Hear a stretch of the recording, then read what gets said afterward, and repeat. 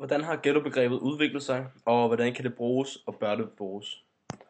Ordet ghetto betyder oprindeligt et kvarter eller et nabolag, hvor minoritetsgrupper holder til. Det var førhen jøderne, der boede i disse ghettoer. Første gang I var i Venedig, hvor jøderne blev henvist til deres egen bydel og blev lukket inde, så blev det til navnet Gambo Ghetto.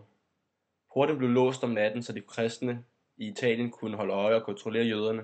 På samme måde er det i dag, hvor mange minoritetsgrupper føler sig undertrykt i diverse ghettoer.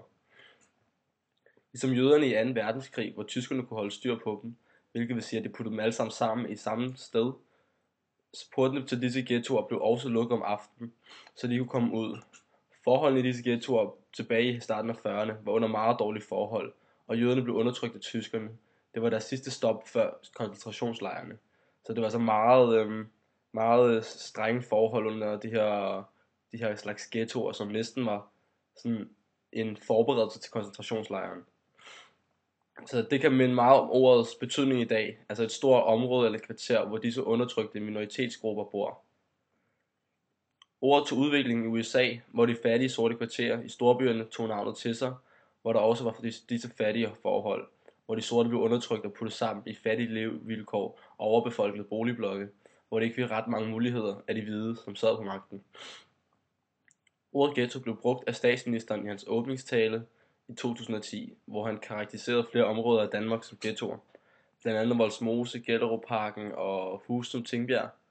Men områderne er ligesom dens oprindelige betydning med en enkelt race eller religion i området, men med mange forskellige etniske kulturer og religiøse baggrunde.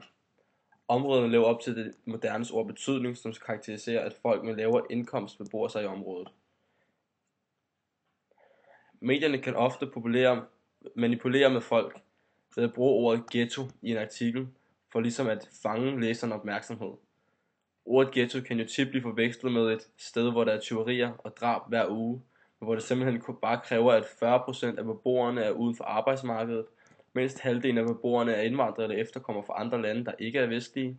Mindst 270 personer ud af 10.000 indbyggere har en dom for at overtræde straffeloven, våbenloven eller loven om narkotika. Altså der er et højere gennemsnit af kriminalitet i flere ghettoer. Men medierne har en tendens til at overdrive ved at manipulere læseren til at tro, at vi har en forfærdelig masse ghettoer, hvor høj kriminalitet og tyveri er en hverdag. Men det er jo en løgn, fordi der bor også helt normalt danskere i ghettoerne, som har job og ægteskab.